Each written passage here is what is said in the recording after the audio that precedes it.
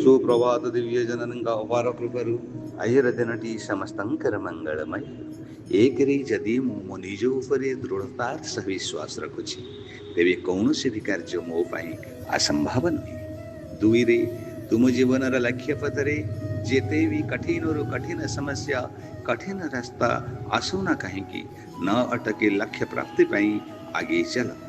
एबे नुहे तो केबे नुहे नीति सर्वदा आगे चल।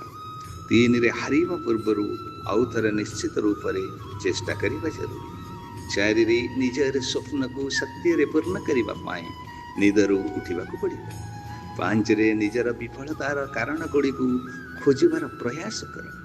क्यों कारण पाई मु हारिगली सही कारण गुड़ी को खोजी तार सुधार कर एवं जेपरी पुनर्बार से भूल न हुए सेथिपाई तीक्ष्ण नजर रख।